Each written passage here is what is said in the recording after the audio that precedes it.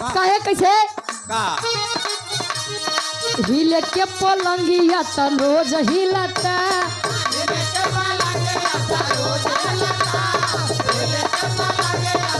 क्या बात है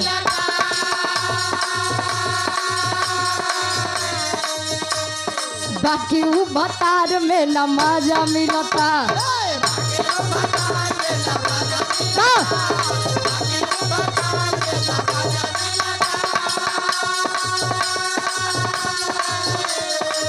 हिले के पलंगिया त रोज हिलता बाकी वो भतार में न मजा मिलता लेकिन कहे चौकी पहो त नहीं थे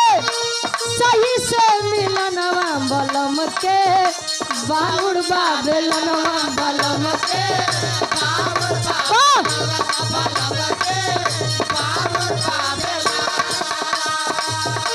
बलम के बाबुड़ बाबेलनवा